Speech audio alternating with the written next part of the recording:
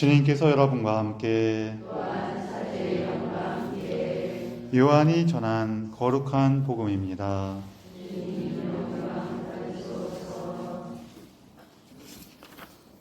그때 예수님께서는 티베리아스 호숫가에서 다시 제자들에게 당신 자신을 드러내셨는데 이렇게 드러내셨다. 시몬 베드로와 쌍둥이라고 불리는 토마스, 갈릴리아 카나 출신 나타나엘과 제베데오의 아들들, 그리고 그분의 다른 두 제자가 함께 있었다. 시몬 베드로가 그들에게 나는 고기 잡으러 가네 하고 말하자 그들이 우리도 함께 가겠소 하였다. 그들이 밖으로 나가 배를 탔지만 그날 밤에는 아무것도 잡지 못하였다. 어느덧 아침이 될 무렵 예수님께서 물가에 서 계셨다. 그러나 제자들은 그분이 예수님이신 줄을 알지 못하였다. 예수님께서 그들에게 얘들아 무얼 좀 잡았느냐 하시자 그들이 대답하였다. 못 잡았습니다. 예수님께서 그들에게 이르셨다. 그물을 배 오른쪽에 던져라. 그러면 고기가 잡힐 것이다. 그래서 제자들이 그물을 던졌더니 고기가 너무 많이 걸려 그물을 끌어올릴 수가 없었다. 예수님께서 사랑하신 그 제자가 베드로에게 주님이십니다 하고 말하였다. 주님이시라는 말을 듣자 옷을 벗고 있던 베드로는 겉옷을 두르고 호수로 뛰어들었다. 다른 제자들은 그 작은 배로 고기가 든 그물을 끌고 왔다. 그들은 뭇에서 100m쯤 밖에 떨어져 있지 않았던 것이다. 그들이 뭇에 내려서 보니 숯불이 있고 그 위에 물고기가 놓여 있고 빵도 있었다. 예수님께서 그들에게 말씀하셨다. 방금 잡은 고기를 몇 마리 가져오너라. 그러자 시몬 베드로가 배에 올라 그물을 뭇으로 끌어올렸다. 그 안에는 큰 고기가 153마리나 가득 들어 있었다. 고기가 그토록 많은데도 그물은 찢어지지 않았다. 예수님께서 그들에게 와서 아침을 먹어라 하고 말씀하셨다. 제자들 가운데에는 누구십니까 하고 감히 묻는 사람이 없었다. 그분이 주님이시라는 것을 알고 있었기 때문이다. 예수님께서는 다가가셔서 빵을 들어 그들에게 주시고 고기도 그렇게 주셨다. 이렇게 예수님께서는 죽은 이들 가운데에서 되살아나신 뒤에 세 번째로 제자들에게 나타나셨다. 주님의 말씀입니다. 그리스도님 참여합니다. 앉으십시오. 참미 예수님. 서로 인사를 좀 나누세요.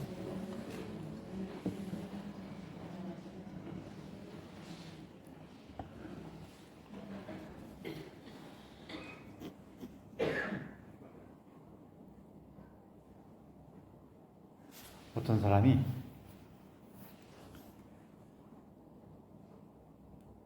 이제 아침에 출근해야 되니까 정신없고 바쁘잖아요. 막 준비를 해갖고 이제 차를 타고 운전해서 자기 회사에 도착을 딱 했어요. 딱 도착해갖고 이제 잘 왔다 하면서 시동을 딱 껐는데 뒤에서 갑자기 엄마 이런 소리가 들리더래요. 그 소리를 듣는 순간에 등에서 식은땀이 쫙 흐르더래요. 왜 흘러냐면은 아차, 애 유치원 내려다 주는 걸 깜빡했구나. 너무 정신이 없으니까 어떻게 한 거예요? 애를 차에 태우고 유치원을 들였다가 회사에 와야 되는데 그냥 회사에 온 거예요. 회사에 딱 오니까 뒤에서 애가 타고 있다고 뭐라 그래요? 엄마 그러는 거예요. 나 왜 여기 데리고 왔냐고. 재미없어요?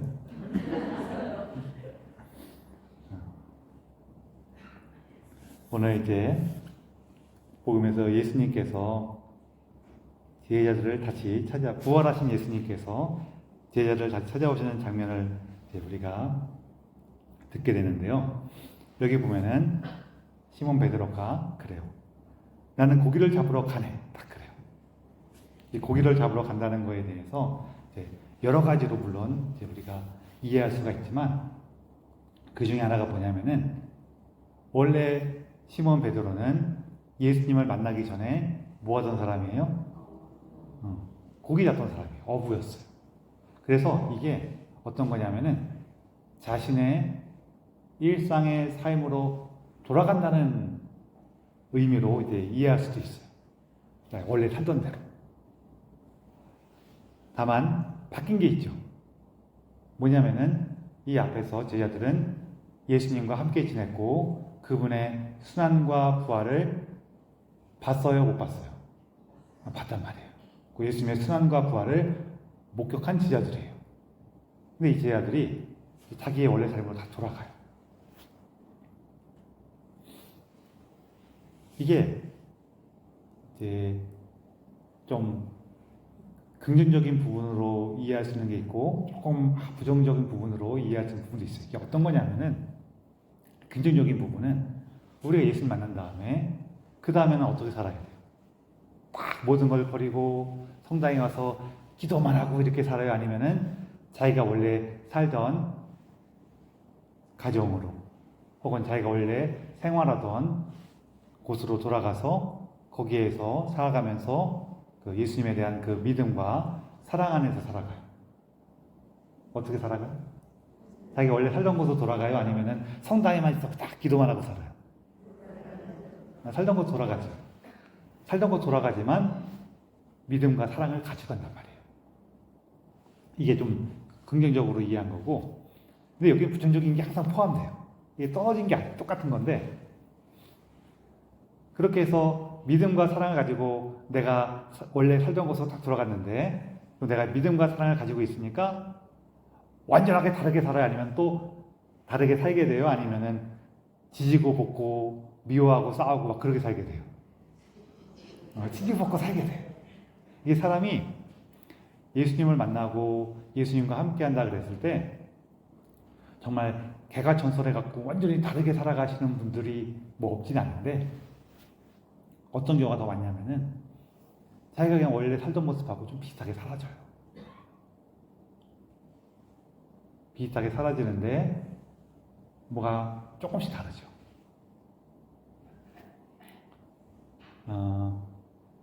우리 신앙생활 하다 보면은 그냥 세례받고 기쁠 때 혹은 견진받고 기쁠 때 이럴 때도 본당에서 어떤 교육에 참여해갖고 그럴 때도 조금씩 그런 게 있지만 이렇게 어느 단체에서나 혹은 교구나 이런 데서 어떤 피정 프로그램이 있어갖고 그런 피정 프로그램에 이제 며칠씩 참여하고 딱 거기서 있다 보면은 어떠냐면은 예수님을 좀 더 강하게 만나고 강하게 체험할 때가 있어요.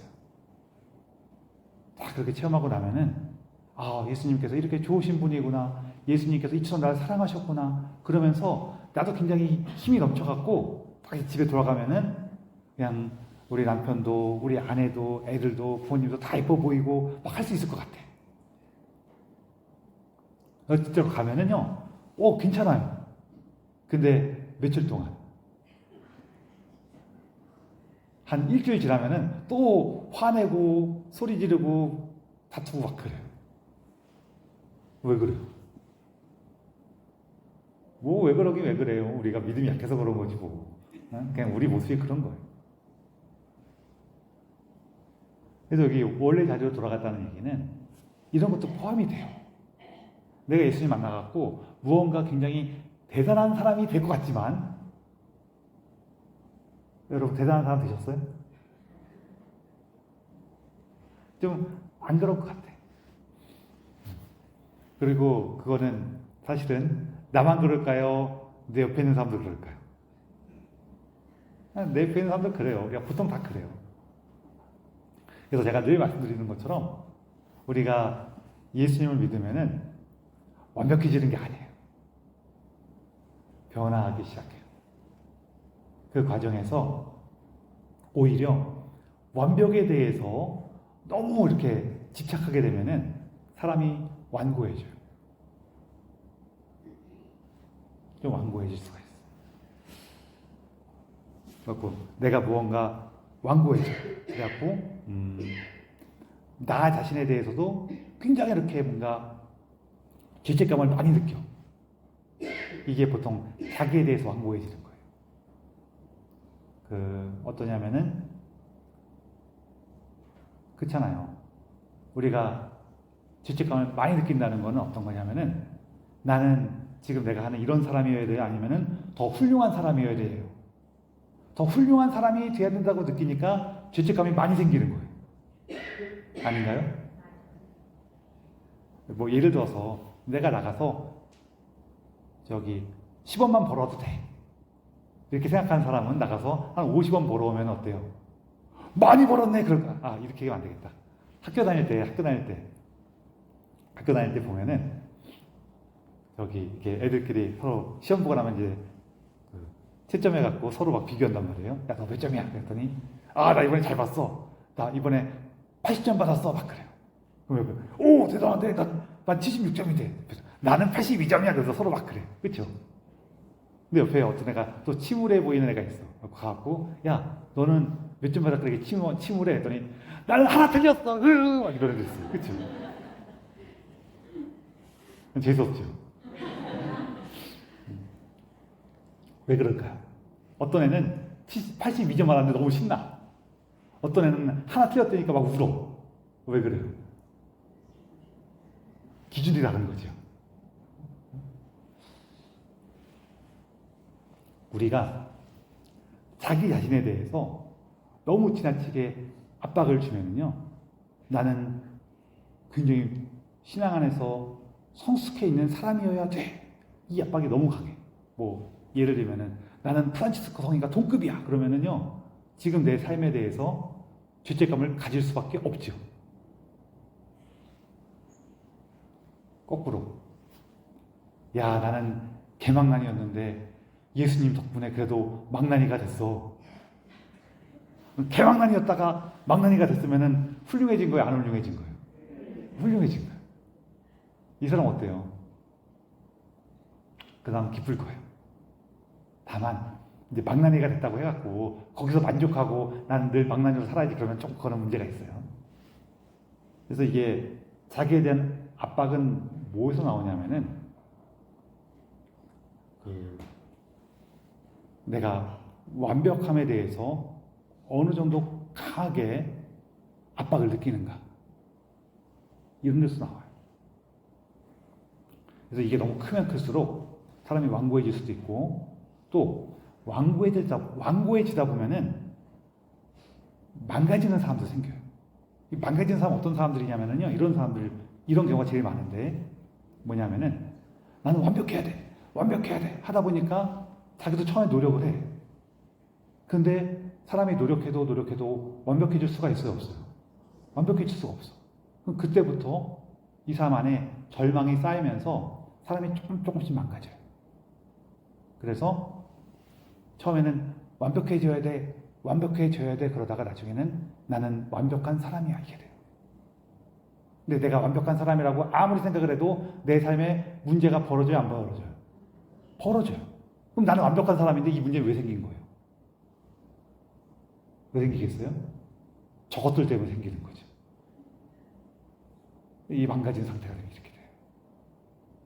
그래갖고 자기는 어쩔 수가 없고 나는 열심히 했는데 저것들 때문에 이런 일이 벌어진다고 그냥 입에 달고 사는 사람도 있어요. 뭐예요? 망가진 거예요. 우리가 그런 사람들이 너무 가까이 있으면 되게 힘들거든요. 그래도 좀 불쌍히 여기주세요. 본인이 제일 힘들어요. 다만 늘 말씀드리는 것처럼 내가 이렇게 우리가 완벽에 대해서 너무 집착하면은 별로 안 좋은데, 살짝 이렇게 저항을 걸어두는 건 도움이 되긴 해요. 무슨 얘기냐면은 나는 지금 한 80점 맞을 것 같은데 하면은요, 그러면은 제 목표는 85점입니다. 이런 식으로 목표를 걸어두는 거는 도움이 돼요. 나는 100점 받아야 되는데 이러면은 골치 아픈데, 그래도 내가 할 수 있는 것보다 조금만 더 높이 해보면 어떨까? 그런 거는 괜찮아요. 아마 여러분 여기서 조심하셔야 되는 거는 이 교금을 만드는 게 쉽지가 않아요. 그리고 여러분 교금을 만들려면은 뭘 먼저 알아야 될까요? 내 모습을 알아야지. 내 모습이 지금 50점인데 내 모습을 80점이라고 생각해갖고 85점으로 교금을 만들어 온 사람은 힘들어요? 안 힘들어요? 힘들어요. 자기 모습을 좀 알아야 돼. 그래서 오늘 이제 자기 살던 자리로 이렇게 돌아가게 되면은 그 자체는 뭐 괜찮은 거예요. 괜찮은 건데 그 다음부터 이제 어려움이 빠져요. 밤새도록 애를 썼는데 고기를 한 마리 잡지 못해요. 사실은 이 과정에서 자기 자신을 알게 되는 거예요.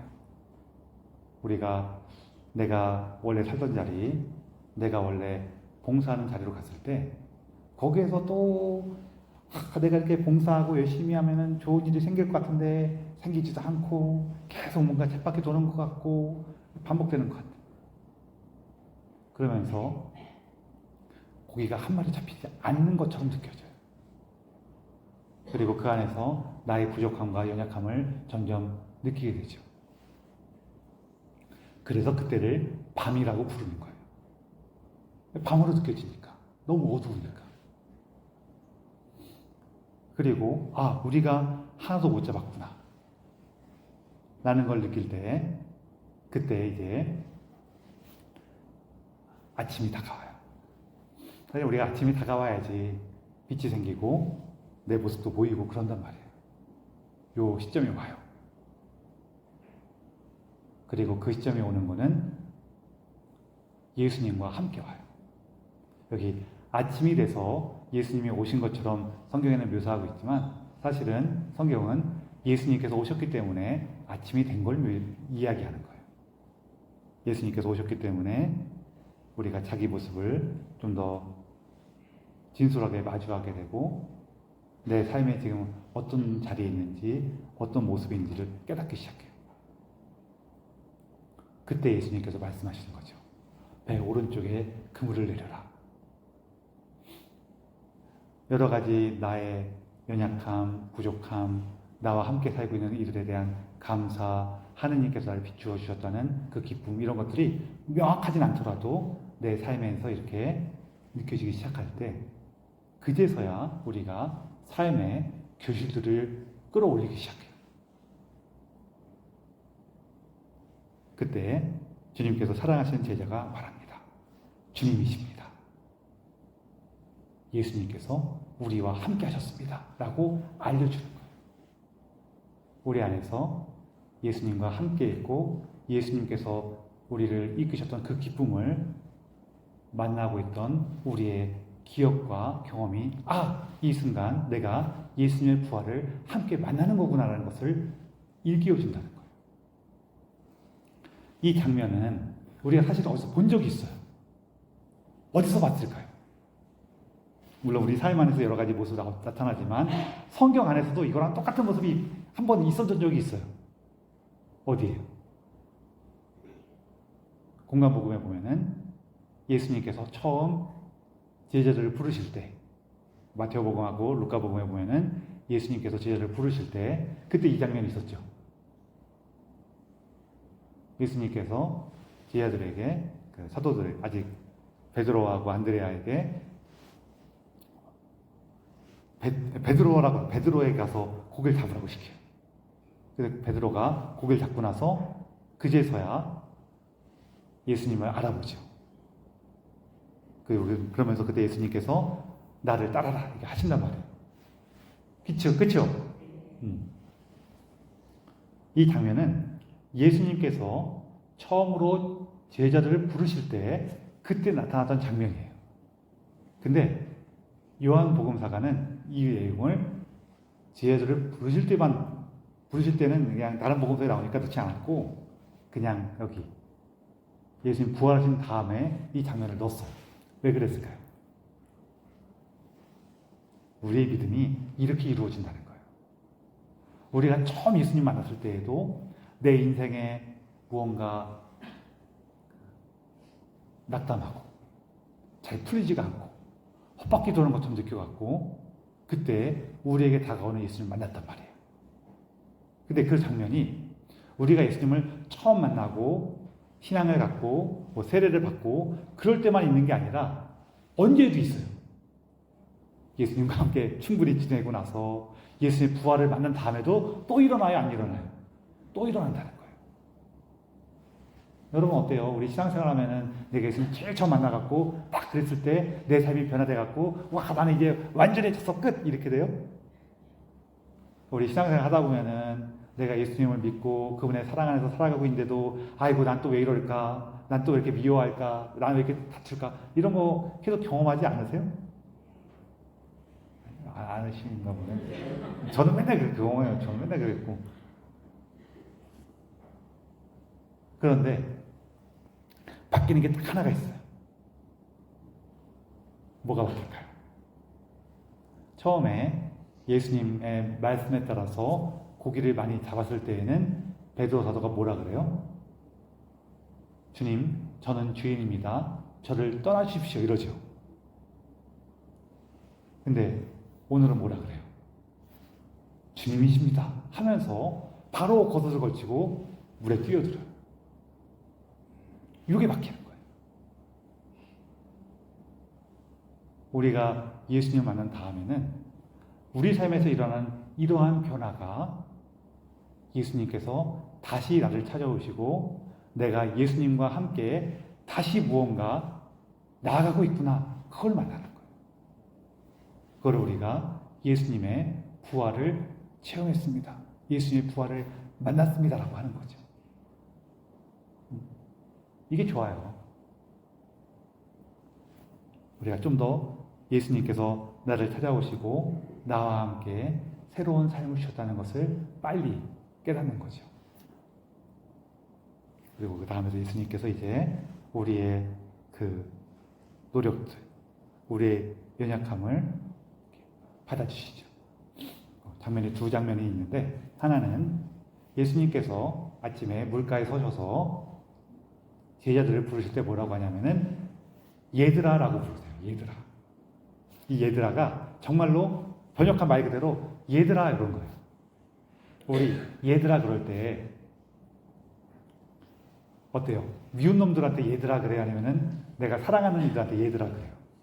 사랑하는 이들 얘들아 그래요. 예수님은 이 제자들이 밤새도록 헛고생하고 수고하는 거 보셨어요? 안 보셨어요? 여러분 자녀들이 뭔가 쟤들 저렇게 헛고생하고 왜 저러고 있어 그러면은 나도 모르게 이렇게 걱정되고 짜증나고 야! 이래요? 아니면은 얘들아 그래요? 예수님께서는 우리의 그런 내가 느낄 때에는 헛수고처럼 느껴지는 그런 순간들에 대해서 사랑스럽단 말이에요. 우리가 이렇게 부족하고 연약한데도 그래도 어떻게 해보겠다고 애쓰고 고민하고 노력했던 그 순간들에 대해서 사랑스러워하시죠. 그리고 우리가 예수님 말씀에 힘입어갖고 잡았어요. 그랬더니 예수님이 뭐라 그래요? 고기 잡은 고기도 몇 마리 가져오너라. 그래요. 우리의 수고로 우리가 쓴 것들에 대해서 받아주시고 기뻐해 주시는 거죠.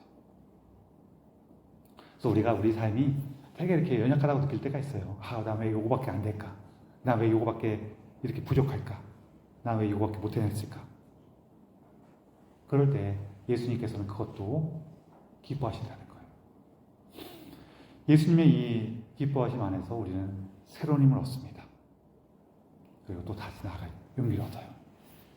또 오늘 복음은 이제 예수님의 부활과 함께 우리가 어떻게 살아가는가, 우리가 우리 삶 안에서 예수님의 부활을 어떻게 또 다시 만나고 체험하는가, 그것을 전해주는 복음이기도 합니다.